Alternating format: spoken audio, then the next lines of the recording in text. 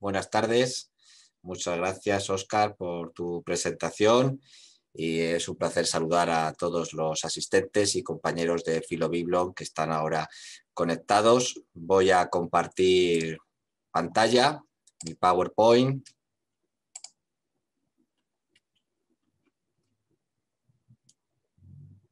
Creo que ya se ve. Sí se ve, en efecto. Nos Muy bien. vemos todos, adelante. Bueno,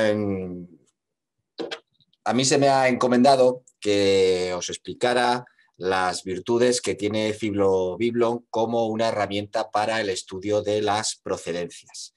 Y el estudio de las procedencias es una línea de investigación y de trabajo en las bibliotecas que tiene desde la última década cada vez mayor importancia en el trabajo bibliotecario y también en la investigación relacionada con el libro antiguo, con la literatura, con la historia y con otras disciplinas humanísticas relacionadas con este objeto. Eso sí, lo de los estudios de procedencias no podemos considerarlo ni mucho menos como una novedad, porque estudios de procedencias se han hecho siempre y ha habido un gran interés investigador por los antiguos poseedores de los libros que se han ido estudiando y analizando desde el campo de la biblioteconomía, la filología o la historia, por ejemplo.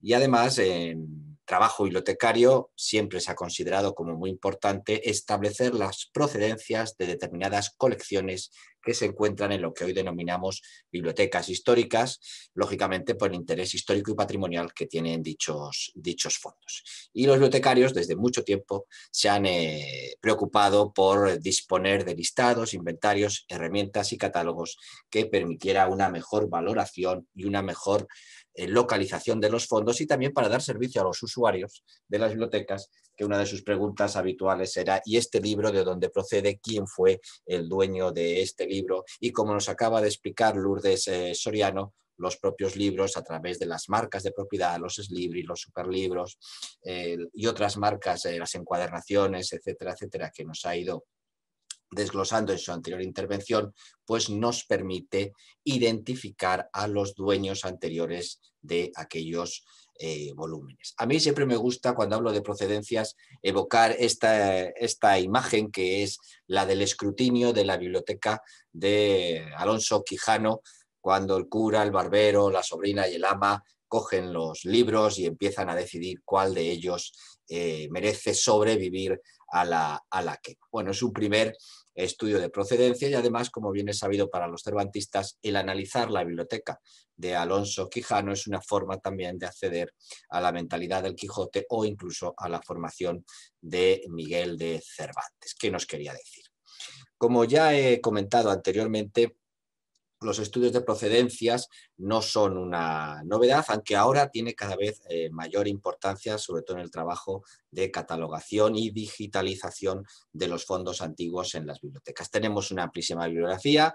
En la diapositiva tenéis algunos de los títulos que he seleccionado por considerar que pueden ser más o menos relevantes o conocidos, desde el estudio sobre los libros de Marqués de Santillana en 1905, sobre la biblioteca de Alfonso V de Aragón, de Marinis, de Pellegrín, sobre la biblioteca de los duques de Milán, la biblioteca de Matías Corvino, Winter, sobre la biblioteca de Felipe el Atrevido y todo lo que ha llevado a posteriori sobre el estudio de los fondos de los duques de Borgoña, los duques de Saboya, las bibliotecas reales de Francia, y si vamos a España, pues tenemos los estudios pues, que todos conocemos de Pedro Cátedra sobre la biblioteca del Marqués de Astorga, de Elisa Ruiz sobre la biblioteca de Isabel la Católica, o de Fernando Bouza sobre la biblioteca del rey Felipe IV de España, la Torre Alta del Alcázar, publicado en 2005. Y si no, también pues, los libros o los trabajos que he publicado yo sobre las bibliotecas de Felipe II, de Juana la Loca, de Carlos V, de María de Hungría, etcétera, etcétera. Naturalmente, todos estos estudios de procedencias o reconstrucción de bibliotecas se habrán dado todos ustedes cuenta que tienen un denominador común, que o son bibliotecas de reyes, o son bibliotecas ricas, o son bibliotecas que podemos suponer que tienen una importancia histórica o una riqueza en los propios volúmenes que ha hecho que hayan llamado más la atención, pero no es el objetivo de un estudio de procedencias únicamente fijarnos en el origen del poseedor de un libro por su rango, rey, príncipe, papa, obispo, etcétera, etcétera. Toda esta información sobre las procedencias, que históricamente ha tenido mucho interés en la investigación, centrada fundamentalmente, como digo, en determinados estamentos importantes de aquellos siglos, pues digamos que se ha ido incorporando de manera silenciosa a los catálogos de las bibliotecas y ya impresos o manuscritos a lo largo del tiempo, y ya por último con la automatización de estos catálogos a los OPACs de muchas bibliotecas con fondo antiguo a partir de los años 80 en España, sobre todo Estados Unidos mucho antes y en otros países europeos mucho antes, pero digamos que estos datos sobre las procedencias se han ido incorporando, no inicialmente.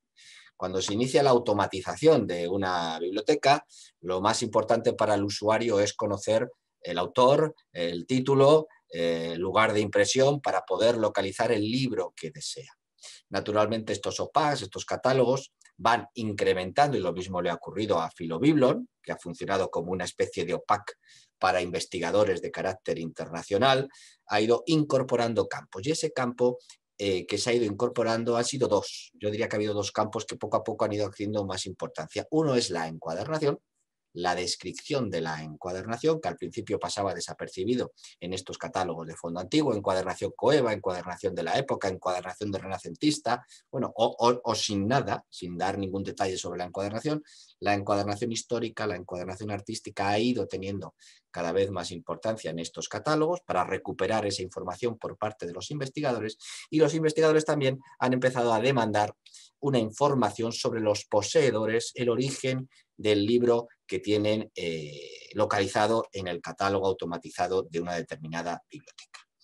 Y de estos catálogos automatizados, la información de las procedencias ahora ya ha sido volcada a las bibliotecas digitales y a los recolectores de recursos digitalizados, como por ejemplo Europeana, que creo que los manejamos todos, y dentro de Europeana, aunque claro, cuando se recuperan esos datos automatizados al digitalizar el libro y se incorporan al objeto digital, pues a veces está la procedencia, a veces no, pero dentro de Europeana, si quisiéramos destacar una herramienta o un servicio, una web dentro de Europeana que tenga relación con las procedencias, pues habría que destacar Europeana Regia, donde ahí lo he puesto en negrita, la ficha descriptiva de cada volumen que se ha recolectado, la palabra técnica, desde Europeana Regia, de las diferentes bibliotecas que trabajan y colaboran con este proyecto europeo de objetos digitales de todo tipo, pues como veis he puesto en negrita lo de los propietarios anteriores. Pero claro, Europeana Regia no deja de ser deudora de toda esta tradición que hemos visto anteriormente de fijarnos solo en las procedencias cuando el personaje que poseyó el libro era de una relevancia histórica notable. Hay también una parte de las procedencias que suele pasar desapercibida, pero ya también mi compañera lo ha planteado. Y es que las procedencias no solo son importantes desde el punto de vista de la investigación histórica, sino que también tenemos que tener en cuenta que los libros antiguos no solo están en las bibliotecas, no solo son un patrimonio cultural al que los ciudadanos podemos tener acceso y tenemos derecho a ese acceso, sino que también es un objeto comercial, un objeto que se vende, un objeto que se subasta y se colecciona. Y el precio de estos libros antiguos sube y baja en función, lógicamente, de la rareza, pero también sube y baja en función de la procedencia, de quién fue el dueño anterior de aquel libro. Y por lo tanto, nos vamos a encontrar que muchos de los mayores especialistas sobre procedencias en libro antiguo no es el bibliotecario, no es el investigador universitario o académico, sino que muchas veces es el librero, aquel que tiene que valorar un libro para determinar el precio de ese volumen. Y por lo tanto, en este mundo de la anticuaria libraria nos encontramos con una gran información sobre procedencias. ¿En dónde? En los catálogos de libreros, en los catálogos de subastas. Esto es algo que quiero resaltar, ya destacaron Avenoza y Soriano en 2011, en ese artículo que tenéis ahí, que además les he oído escuchar, les he escuchado muchas veces contar cómo ellas han acudido a los archivos de grandes salas de subastas Pero recordad que en Estados Unidos y en Gran Bretaña, buscando en esas papeletas, en esa información sobre quién vendió, quién compró y la información que había en esas papeletas, obtuvieron una información extraordinaria para localizar la procedencia y el tránsito de los libros de un propietario a otro, sobre todo a lo largo de los siglos XIX y XX.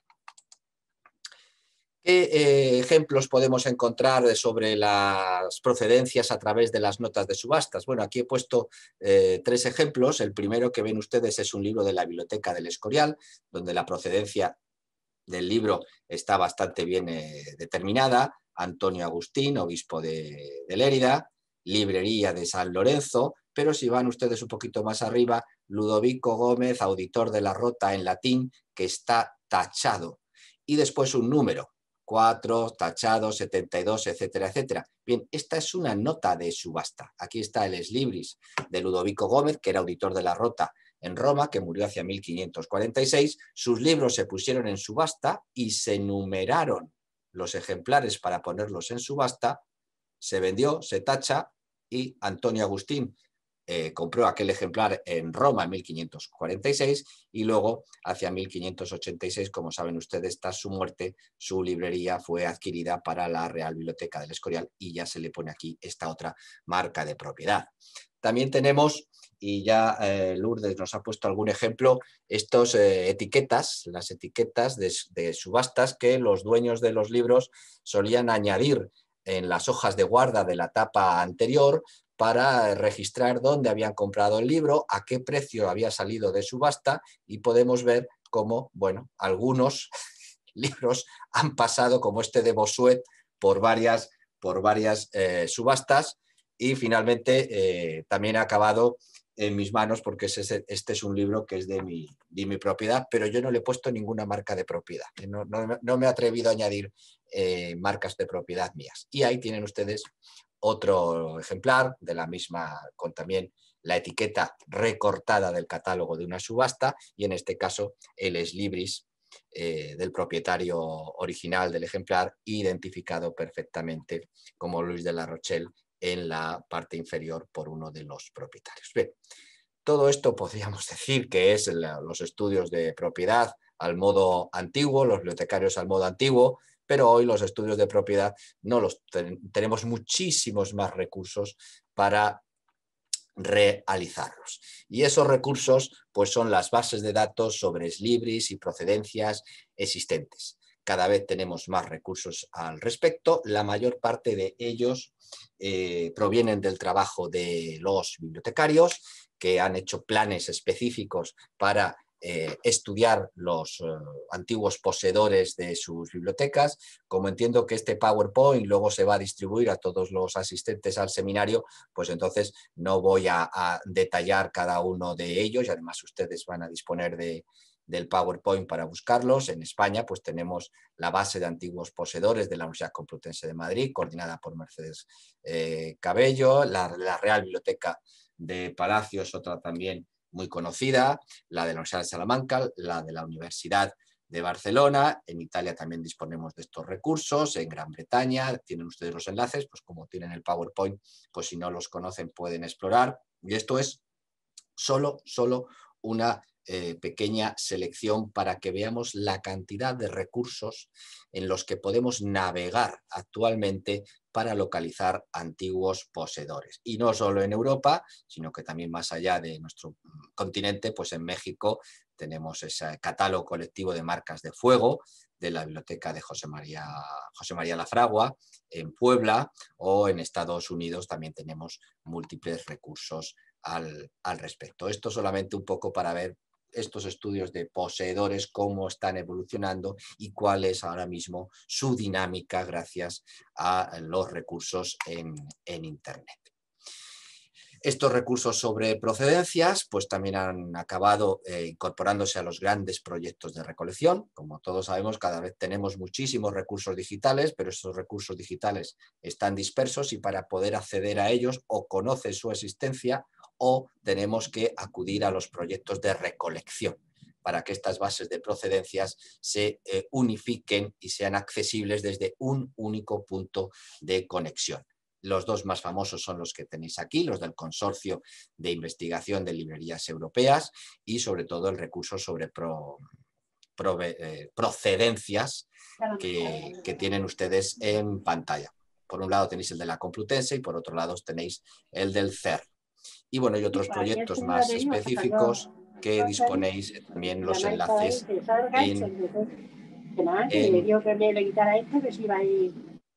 Tengo otro sonido por ahí. Alguien no ha apagado el micrófono. Ya está, no te preocupes. Adelante, continúa, por favor. Bueno, y ya por destacar quizás algo que es muy importante sobre los estudios de procedencias y que voy a volver a ello. Las procedencias no solo se pueden establecer a través de el propio ejemplar, porque tengo un ex libris, un superlibro, unos daños, unas marcas de propiedad, una encuadernación, una heráldica, etcétera, etcétera, sino que los estudios de procedencias es fundamental la documentación de archivo. Los inventarios, los catálogos, los archivos personales, los archivos públicos son fundamentales para poder establecer las procedencias cuando el ejemplar no tiene ninguna marca de propiedad que nos pueda indicar de dónde proviene ese libro. Por eso destaco la base de datos sobre inventarios del Seminario Interdisciplinar de Literatura Española de IPSO, que creo que es... hay que seguir metiendo cosas, está un poquito parado, pero creo que es un buen recurso para los que empezamos a trabajar sobre procedencias. Y ya todo esto desemboca pues donde queremos llegar, que es a Philobiblon. ¿Cómo funciona Philobiblon dentro de este contexto como herramienta para la localización de procedencias? Pues hay que decir que con todo lo anterior, uno de los recursos más veteranos que se preocupó precisamente por los antiguos poseedores fue Philobiblon. Hubo un interés inicial y eso se ha ido manteniendo hasta la actualidad. Y eso hace que Philobiblon sea una herramienta para el estudio de procedencias interdisciplinar. Funciona como un recolector. Hemos hablado de esos otros grandes recolectores, pues Philobiblon funciona también como ese gran recolector de procedencias y además con una cierta aleatoriedad, una manera ciertamente, vamos a decir, aleatoria. ¿Por qué? Porque Philobiblon es un proyecto de larga duración. No es un proyecto que se da una subvención europea y durante 5 años reciben un montón de dinero y se desarrolla un proyecto que una vez que deja de llegar la financiación se para. Philobiblon tiene la gran ventaja que ha perdurado a lo largo del tiempo y no se ha quedado estancado y por lo tanto ha ido incorporando datos. También Philobiblon, por esa misma larga duración de su proyecto, ha ido evolucionando en su concepto de antiguos poseedores, ha ido adaptándose a los cambios generales y ha ido adaptándose a las necesidades del proyecto y de los usuarios de Philobiblon. Y eso hace que se convierta en una herramienta de gran interés para establecer las procedencias. ¿Dónde podemos encontrarlos? Bueno, yo creo que aquí todos lo conocen, el campo de antiguos o dueños anteriores, donde se indican claramente cada uno de esos dueños que ha identificado el investigador que ha analizado el ejemplar en concreto. Aquí tenemos, este libro perteneció al duque de Uceda, a Felipe V, y luego de Felipe V pasó a Madrid, a la Biblioteca Real Pública. Otras cosas que nos ha contado, las personas asociadas, hay anotaciones autógrafas de Lorenzo de Padilla, Cediano de Ronda, perteneció anteriormente a él. Bueno, pues eso habría que investigarlo si simplemente fue un usuario del libro. Philobiblon también nos permite conocer procedencias a través de estos enlaces. Uno pincha y, por ejemplo, si quiere saber los ejemplares que proceden de la biblioteca de Alfonso X el Sabio, o cuando menos del Scriptorium Alfonsi, libros que se produjeron en el entorno de la corte del rey sabio, pues bueno, pues no tiene más que pinchar para rápidamente obtener una serie de ítems que les permite rastrear con facilidad no solo la biblioteca del Duque de Uceda, los ejemplares de la biblioteca del Duque de Uceda que han llamado la atención en Philobiblon para sus objetivos, como en este caso para la reconstrucción de las lecturas de la biblioteca de Alfonso X el Sabio o de la biblioteca de Isabel la Católica. Aquí no hay tantos inicialmente y eso sorprende porque está el trabajo de Lisa Ruiz, pero claro, hay que conjugar ambos aspectos y para eso, y esto es uno de los objetivos de este seminario, lo que se necesitan son investigadores, becarios, personas que puedan realizar este trabajo y además os están invitando continuamente el resto de mis compañeros para que colaboréis en el proyecto de Filobiblon para añadir estos datos. Por ejemplo, el de procedencias, yo después de elaborar este PowerPoint, yo ya me ofrezco directamente a Charles, a Oscar y al resto de compañeros porque voy a intentar meter el mayor número de procedencias que me sea posible a pesar de mis otras obligaciones en otros ámbitos.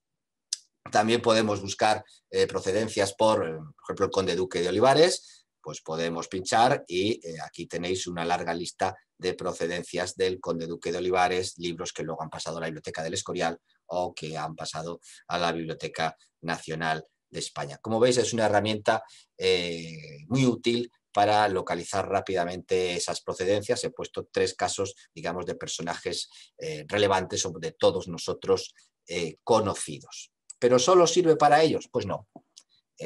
Una de las virtualidades de Filobiblon es que también es útil para localizar procedencias regias o que no son regias o de personajes históricos importantes, sino para identificar procedencias de todo tipo y para convertir las procedencias en otra cosa, en la base para estudios de carácter social o literario, porque no hay que olvidar que Filobiblon tiene precisamente una orientación literaria. Voy a poner algunos casos que están ya publicados. Uno de los más curiosos es este, 2 jovencitos lectores, en un ejemplar del diálogo de la vida beata de Juan de Lucena, pues pusieron estas anotaciones de su procedencia. Este libro es del señor Alonso Meleno, quien se lo tanare, él irá a la horca en que sea tal, tal, tal, tal. Él lo pagará todo por lo que a presana viviente no hurta nada. Esto fue descubierto por Charles Forthaber y publicado en redes sociales y naturalmente en el propio Filobiblon y luego ha dado lugar a un artículo posterior de otro autor que, como bien sabe, el propio Charles Forthaber. Este libro también tiene otra anotación, con cierto humor y crítica literaria. Este libro es del señor Suero de Quiñones. Se ve que no le gusta mucho el diálogo de la vida beata y entonces hace una larga lista de libros de caballerías que le parecen mucho más interesante que este libro que tiene aquí. Bien, esto es sin duda una marca de propiedad, esto es un ex libris, pero desde luego esto es un ex libris que aumenta de tal modo el conocimiento sobre el personaje y también sobre la recepción de la literatura. Y esto está en Filobiblon, esto lo podemos recuperar y sobre todo algo que quiero llamar la atención, está ¿cómo diría? La percepción de que la procedencia es un elemento importante en el análisis no solo del libro, que por eso puede ser muy interesante para el bibliotecario saber dónde viene el fondo, sino que la procedencia da pie a muchas más investigaciones a posteriori. Otro ejemplo de la utilidad de los estudios de procedencias que nos lo proporciona Filobiblon, lo tienen ustedes en estas marcas de propiedad, que en principio se han convertido, empezaron a hacer un análisis de las procedencias, lo he citado al principio, en la Biblioteca de Reserva de la Universidad de Barcelona, y al analizar las procedencias hallaron que había unos poemas castellanos copiados en las hojas de guarda de este libro. Estos poemas fueron posteriormente estudiados e identificados por Gemma Venoza y Óscar Perea y bueno, ahí tienen ustedes el enlace a la noticia completa. No me voy a apropiar algo que estudiaron ellos maravillosamente en su momento, pero sí me quiero destacar Filobiblon, procedencia y a partir de ahí otro campo de investigación mucho más allá que el de rellenar un campo en un OPAC de una biblioteca o en el propio recurso de Filobiblon. ¿Qué aportaciones he hecho yo en Filobiblon? Pues ahora me he ofrecido para hacer muchas, pero hasta ahora solo creo que tengo 2 al respecto, pero sí las he destacado ya para terminar mi intervención para que veamos algunos ejemplos de cómo se incorporan estas referencias a Philo Biblon. Una es un informe que hice sobre la heráldica de la Biblia en romance de la Real Biblioteca del Escorial, que me pidió en su momento Gemma Avenoza, quien me descubrió este libro que había pertenecido a Felipe II. Y lo que interesaba era saber de quién era el libro previamente, cómo había llegado antes a Felipe II. Y allí aparecían unas armas heráldicas y había que pues intentar identificar quién era el dueño de este libro. Lo más probable es que se tratara de Juan de Luna, conde de San Esteban de Gorbaz, que fue hijo del valido de Juan de Luna por la combinación de armas que tenemos ahí de Rivera, Luna y Zúñiga, o de su hija Juan de María de Luna y Zúñiga. Otra aportación es la identificación correcta de los antiguos poseedores, lo cual no siempre es fácil. Claro, cuando piensas que es un rey, pues lo tenemos fácil, pero cuando son personajes anónimos, entre comillas, cuya única referencia que han dejado es un nombre en un libro, en un papel, o en este caso en unas bulas incunables españolas de finales del siglo XV, pues entonces las procedencias no se convierten solamente en poner un nombre, sino que hay que identificar claramente a la persona a la que perteneció el libro. Podríamos hablar de Suero de Quiñones. ¿Quién era realmente Suero de Quiñones? De las posibles identidades que podemos trabajar. Pues una es la de Leonor de Zúñiga, pongo ahí entre comillas, condesa de Oropesa. Y esta Leonor de Zúñiga, que no debió de ser muy importante en su época, sí lo ha sido en la incunabulística, porque hay una colección de bulas, las que tienen ustedes en pantalla, la bula de Guinea, la bula para la iglesia de San Salvador, o la bula de indulgencias para la guerra de Granada, que todas ellas fueron adquiridas por cierta Leonor de Zúñiga, condesa de Oropesa, en algunos de los casos que se han conservado. Y de estas bulas, el coleccionista James Lyall adquirió dos de ellas. Ahí tienen las bulas. ¿Cuál es el problema de estas bulas? Bueno, las diferentes investigaciones que se han hecho sobre estas bulas y sobre su poseedora o compradora inicial, la tomadora que diríamos y que luego hemos convertido en propietaria de la bula, pues si vamos a esos recursos que he hablado antes, como el de CERL, donde la procedencia se encuentra, pues nos dicen que, por ejemplo, la bula que tienen ustedes en pantalla y que se conserva en la Bodleian Library, pues fue comprada por doña Leonora de Zúñiga, condesa de Oropesa, esposa de Fernán Álvarez de Toledo,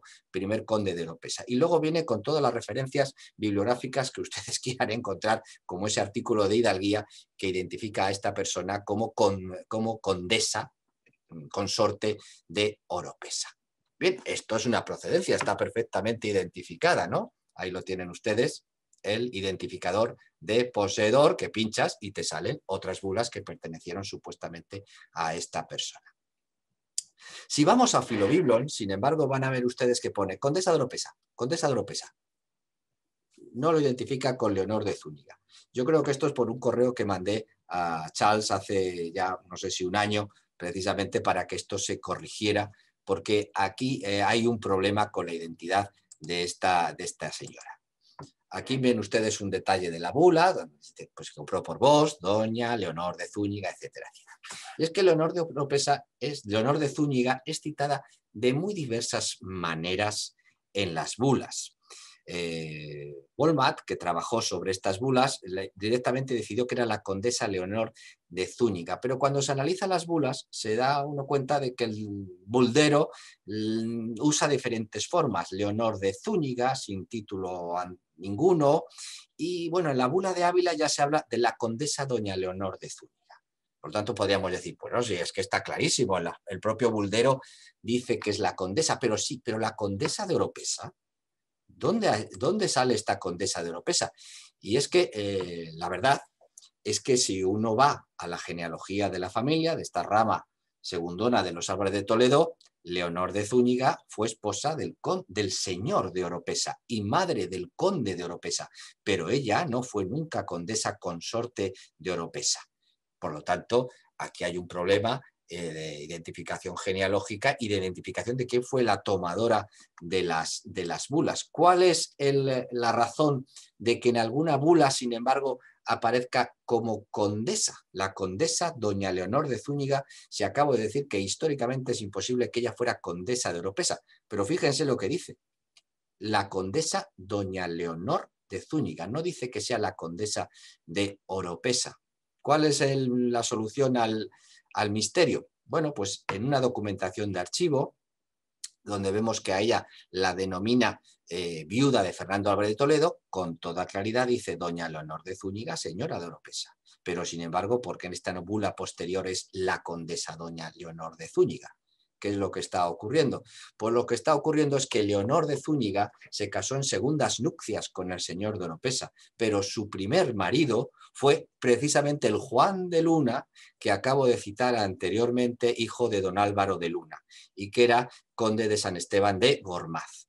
Y cuando aparece Leonor de Oropesa como Leonor de Zúñiga como señora condesa de Oropesa, es que sí es señora de Oropesa y condesa viuda de San Esteban de Gormaz, pero no condesa de Oropesa. Esa identificación errónea de su titulación nobiliaria es lo que luego ha llevado a identificar mal las procedencias, porque después sí que hay una condesa de Oropesa, su nuera, la esposa de su hijo, que es la tomadora de otras bulas cuando a partir de 1484 que se considera que Leonor de Zúñiga ya había fallecido. Por lo tanto, cuando realmente la bula pone condesa de Oropesa, estamos hablando de una Pacheco y no estamos hablando de Leonor de Zúñiga, no es la misma persona. Bueno, y creo que ya con esto voy acercándome al final de mi tiempo. Aquí en la diapositiva tienen un poco la recopilación de todas estas informaciones. En 1473 se dice la virtuosa señora condesa doña Leonor de Zúñiga, señora de la villa de Oropesa. Lo de condesa es por ser condesa viuda. Y ya para terminar, por otros seminarios de Filobiblon, saben el resto de mis compañeros que siempre acabo, y habrán visto que tengo un retrato de Felipe II a mi espalda, acabo siempre volviendo al Escorial y a mis investigaciones sobre Felipe II. Lo que han hecho en otras ocasiones es identificar procedencias en el Escorial de libros de Felipe II, que era... como acaba de explicar Lourdes, a través de esas marcas de propiedad, de los superlibros, de la heráldica, de alguna asignatura topográfica que tenía el ejemplar, etcétera, etcétera. Pero bueno, en la Biblioteca del Escorial no es difícil localizar las procedencias porque es un ecosistema histórico, es decir, los libros han llegado ahí por unas razones históricas, sabemos por qué razones históricas han llegado los libros y por lo tanto es fácil de encontrar el contexto documental que nos permita la identificación de la procedencia. Pero, ¿qué ocurre cuando los libros no se conservan en esas bibliotecas históricas, en esos ecosistemas donde podemos bucear en la documentación y sabemos cómo han llegado los libros hasta allí? ¿Qué ocurre cuando el libro no está controlado por inventarios y catálogos en estas bibliotecas históricas, sino que el libro viene del mercado? Antes he hablado de las procedencias y de las procedencias en subastas, en el coleccionismo bibliófilo, etcétera, etcétera. Claro, ese libro no tiene contexto, desaparece ese contexto. Y ha ido además botando, entre comillas, de subasta en subasta a lo largo del tiempo, más largo o más breve.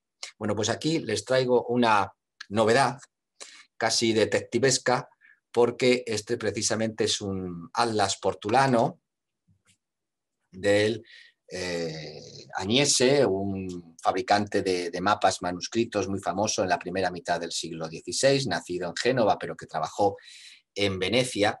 Y este es un mapa portulano que ha aparecido recientemente en casas de subastas y que digamos que hubo una denuncia con respecto a su procedencia. Y cuando digo detectivesco, pues también es policial, porque en este caso me pidieron desde la policía que hiciera un peritaje de la procedencia de este libro. Claro, aquí no está en el contexto histórico, pero bueno, es un libro magnífico, un mapa, un libro conjunto de mapas magnífico, pero lo que no había duda, primero, que era un portulano salido del taller de Agnese, era de un taller, era una obra más de las muchas que salieron del taller de Agnese, pero lo primero que llamaba la atención es ese magnífico escudo que tienen ustedes ahí iluminado al principio, que era de Felipe II, príncipe, precisamente por este elemento que es el lambel de primogénito, que es una brisura heráldica que Felipe II solo usó antes de ser rey en torno hacia 1550.